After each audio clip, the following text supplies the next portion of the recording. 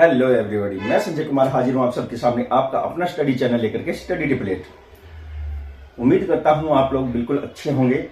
जितने भी मेरे स्टूडेंट हैं बड़ी बेसब्री से इस मोटिवेशनल स्पीच का इंतजार करते हैं।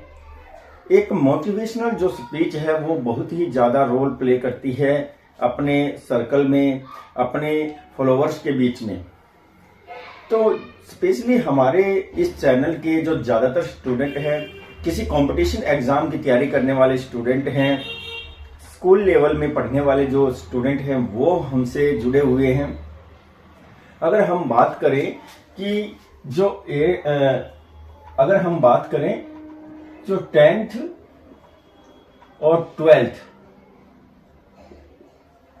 क्लास के लेवल के जो स्टूडेंट हैं उनकी एग्जाम जो फाइनल एग्जाम है वो शुरू हो चुके हैं। तो उसके लिए आप सब लोगों को आपके अपने स्टडी टिपल8 और मेरी तरफ से बेस्ट ऑफ लक। भगवान करे आपने जितना भी कठिन परिश्रम किया है पूरे वर्ष भर, जितनी भी आपने मेहनत की है, उसका फल आपको इन फाइनल एग्जाम में जरूर मिले। और इतना भी हार्ड लेवल नहीं होता है। बोर्ड एग्जाम है वो आपकी एनसीईआरटी की जो बुक्स हैं उस पर ही आधारित पूरा सिलेबस और उसी के ही अकॉर्डिंग आपका जो क्वेश्चन पेपर है वो बनाया जाता है। तो बिल्कुल निश्चिंत होकर के रिलैक्स मोड में आप अपने एग्जाम सेंटर में जाए। सबसे ज्यादा तो आपको ध्यान रखना है कि आप एग्जाम के लिए पूरी तरह से फिट एंड फाइन रहें और उसके लिए आपको एक उचित समय प्रबंधन का आपको ध्यान रखना है।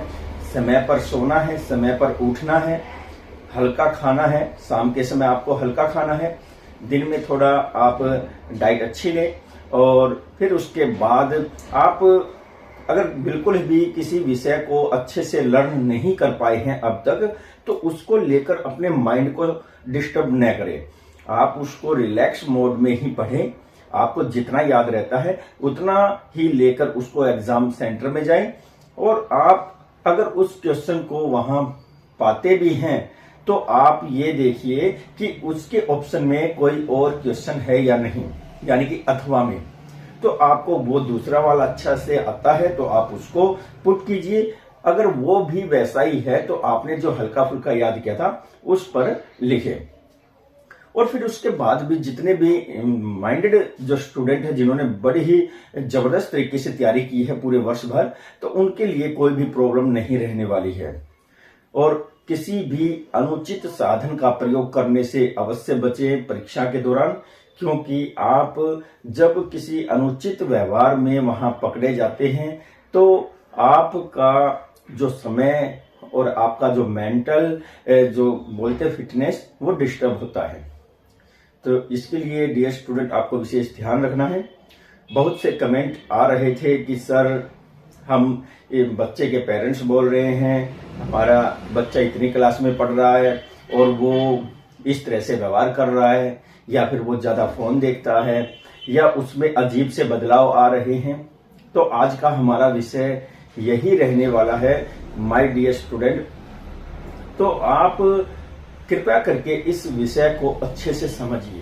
अगर आप प्राइमरी से जब मिडिल की तरफ आते हैं तो सबसे पहले तो 6th, 7th और 8th इन स्टैंडर्ड में पढ़ने वाले स्टूडेंट के लिए आप लोगों को मैं ये बात बता देना चाहता हूं कि आपने प्राइमरी सेक्शन में जितना भी सीखा है उसको इम्प्लीमेंट करने का, उसको बेस बनाकर आगे बढ़ने का जो समय आता है वो ये 3 क्लासेज हैं, 6th, 7th और 8th। यहाँ आपका जो छोटी छोटी आपने कविताएं, जो कहानियां आपने सुनी हैं प्राइमरी सेक्टर में, तो आप उसके बाद अब मिडिल सेशन में जो है उन पर बहुत ही लार्ज अमाउंट ऑफ वर्ड जानने वाले हैं। एक बहुत बड़ी संख्या में आप ऐसे शब्दों को जानेंगे। तो बड़ा ही इंटरेस्टिंग समय होता है, ये दिलचस्प होता है। इसमें आप जरा भी लापरवाही ना करें।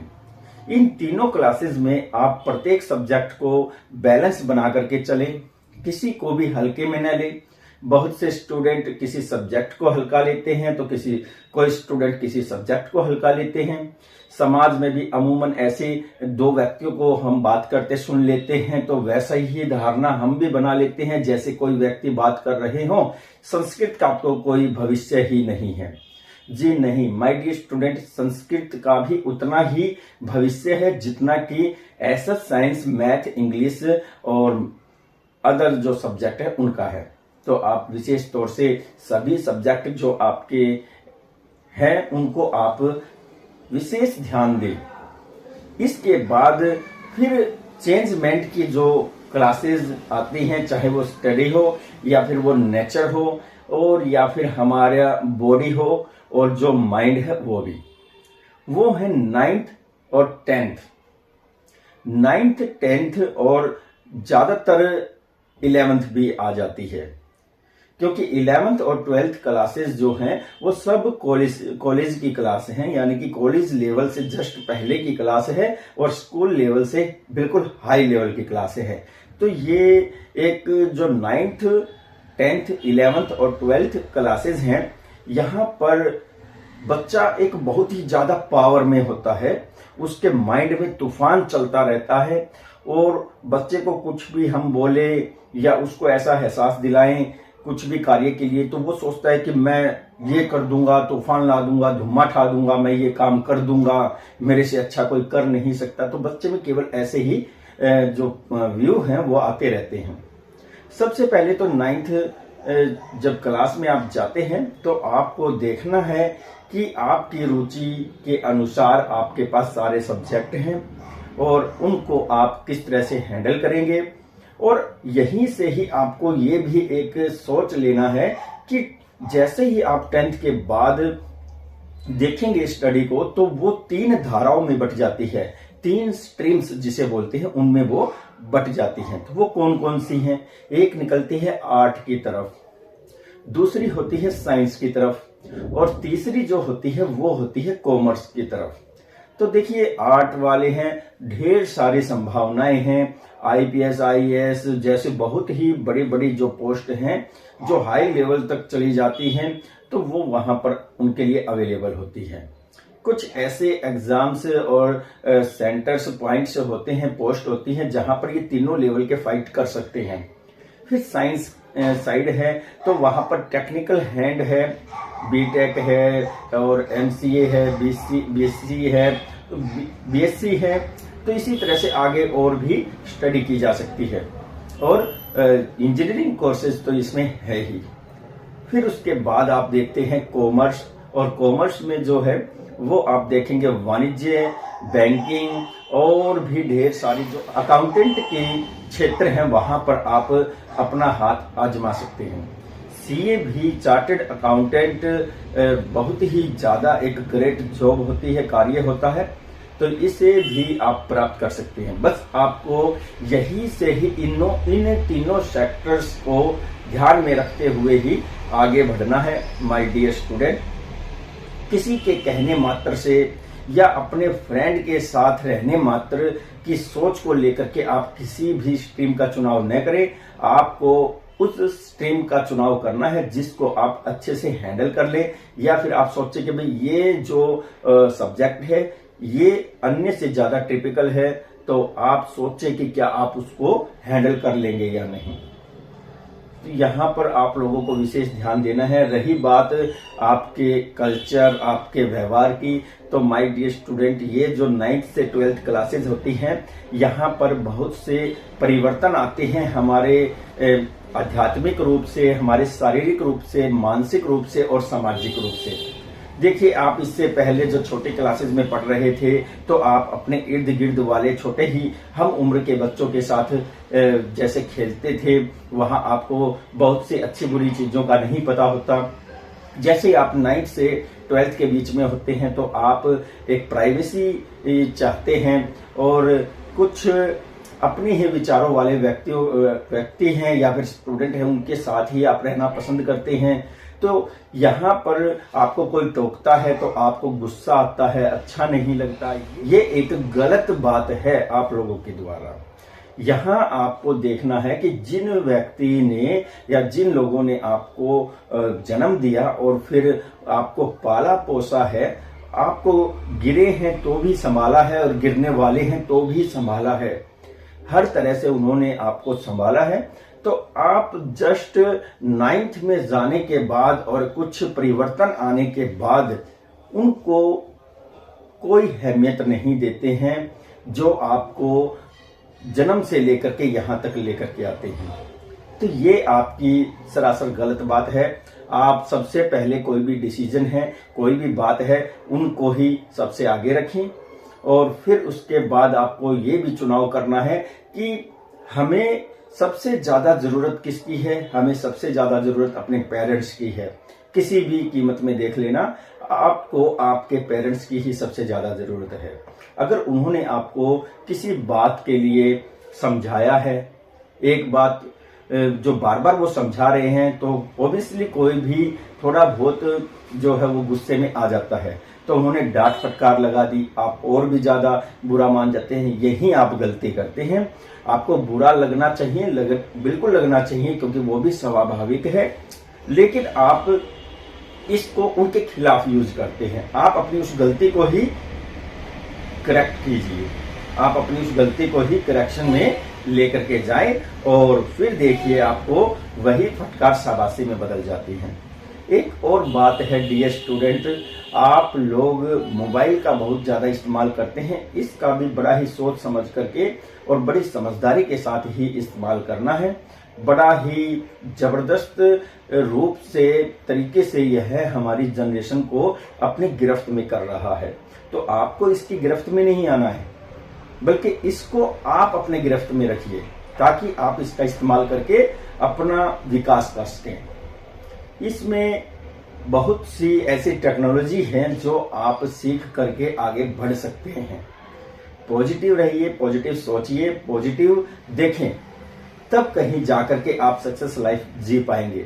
उसके बाद फिर 12th आती है और 12th में ये भी आपकी बोर्ड की क्लासेज हैं। जैसा कि अब हमारे बहुत से स्टूडेंट हैं वो 12th के एग्जाम देने जा रहे हैं, तो आप लोगों को मैं बताने जा रहा हूं, आपने अब तक जितना पढ़ा है, प्राइमरी से लेकर के मिडिल से लेकर के हायर तक, आपने जितने भी शब्द सीखे हैं उन सबको झोंक दीजिए अपने आंसर्स में। एक से एक सटीक और बढ़िया लाइन और शब्दों का इस्तेमाल करते हुए अपना आंसर बनाइए, ताकि चेक करने वाला जो आपका क्वेश्चन चेक करेगा वो इम्प्रेस हो और आपको अच्छे नंबर दे।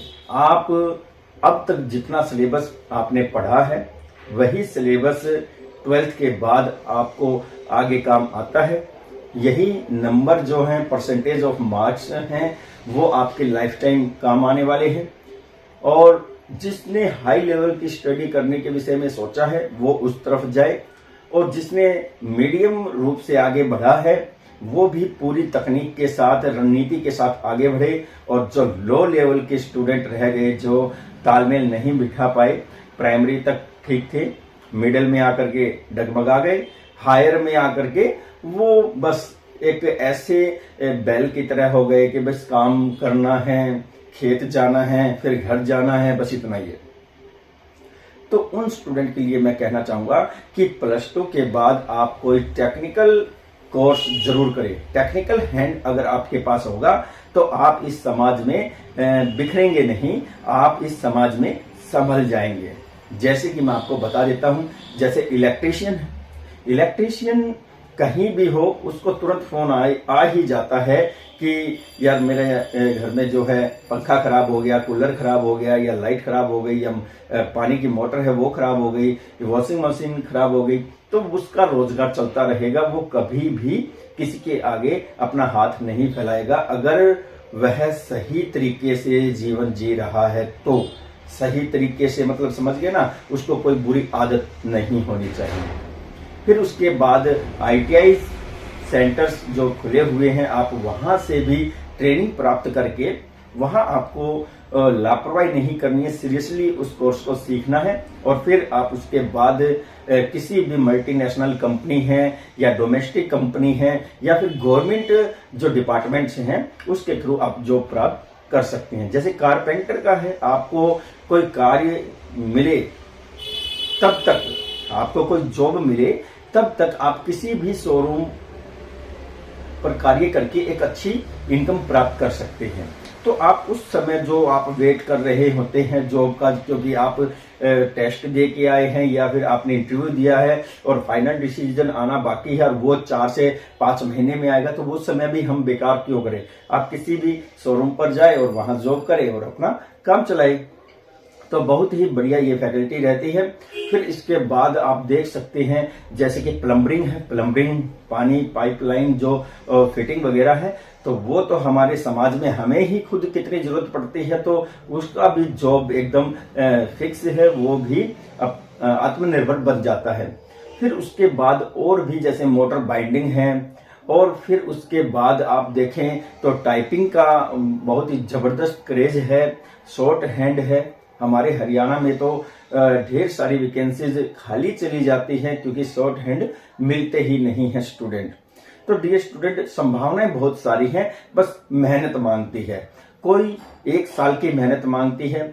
अगर आपने मिडिल से लेकर के 12th तक कठिन परिश्रम किया है तो आप झट से किसी भी बोर्ड में टेस्ट क्लियर करेंगे और आप पास हो जाएंगे। +2 लेवल का टेस्ट होता है, उसमें आपने जो पढ़ा है वो क्वेश्चन आएंगे, उसमें आप पारंगत हो गए और आप जीत गए, आपको जॉब मिल गई। और फिर भी उसके बाद आपने ऐसा नहीं किया तो फिर ये ऑप्शन है आपके पास ITI जैसे वगैरह वगैरह। तो यहाँ आप लोगों को एक प्लानिंग के साथ आगे बढ़ना है। विशेष तौर से जो 9th में अभी स्टूडेंट आए हैं और जो 10th में होने जा रहे हैं, उन स्टूडेंट्स के लिए मैं ये वीडियो स्पेशली लेकर के आया हूं। और जो इसमें बताया गया है कि भाई अपने पेरेंट्स के साथ सद्व्यवहार रखें और उनका दिल बिल्कुल भी न दुखाएं, वही आपके सर्वस्व हैं। इसके अलावा और कोई इस कलयुग में आपका मरते दम तक साथ देने वाला नहीं है। ये फिल्मी बातें हैं कि मेरा वो साथी है, मेरा वो साथी है, ऐसा कोई नहीं है। सब अपने मतलब से होते हैं। तो सबसे पहले आपका पहला साथी और अंतिम साथी आपका पेरेंट्स है, आपके माता पिता है। उसके बाद कुछ इक्का दुक्का होते हैं जो कि सच्चे दोस्त होते हैं, और वो आप उनसे आप न चिपके, वो आपको भी ज्यादा चिपकाने की कोशिश नहीं करेंगे। वो टाइम टू टाइम आपके संपर्क में आएंगे, आपसे बातचीत करेंगे और फिर वो चले जाएंगे, क्योंकि वो सच्चा दोस्त है। वो आपको किसी कार्य के लिए फोर्स नहीं करेगा। अब इसके बाद अगर हम बात करें आप लोगों के खान पान की, तो सुनने में भी बहुत आता है कि हमारे बहुत से जो स्टूडेंट हैं या समाज में जो बच्चे हैं वो फास्ट फूड पर ही ज्यादा निर्भर है। उसको अच्छा से अच्छा खाना बना करके घर वाले देते हैं, वो तो वो खाता नहीं, लेकिन उसको अगर बोल दिया जाए पिज्जा खाएगा, टूट के पड़ेगा। बर्गर खाएगा तो उसकी तो खुशी का ठिकाना ही नहीं है। चाउमीन का जिक्र करते ही उसके मुंह में पानी आ जाता है। तो ये किस तरह से हमारे स्टूडेंट ढलते जा रहे हैं। तो यहाँ भी आप लोगों को थोड़ा सा परिवर्तन लाना चाहिए अपने व्यवहार में, अपने नेचर में, अपनी सोच में। अब हम आपको एक बात और बताने जा रहे हैं कि यहाँ जो हमारे चैनल से बहुत से स्टूडेंट हैं कंपटीशन एग्जाम की जो तैयारी कर रहे हैं, तो वो एक एक करके अलग अलग डिपार्टमेंट्स में सक्सेस होते जा रहे हैं। न जाने कितने ही स्टूडेंट कमेंट्स करते हैं और बधाई देते हैं। तो यहाँ हम आपको बताएंगे कि बड़ा ही क्रिटिकल समय चल रहा है। जैसे हमारे हरियाणा स्टाफ सिलेक्शन ने जो निकाली हुई हैं, उनके फाइनल रिजल्ट कभी आ जाते हैं तो कभी रोक लग जाती है, कोर्ट में केस फंसा हुआ है, हाई कोर्ट का डिसीजन सटे का आता है, तो कभी रिजल्ट जो है वो इशू करने के लिए आ जाता है। तो बड़ा ही एक अलग सा माहौल इन दिनों चल रहा है।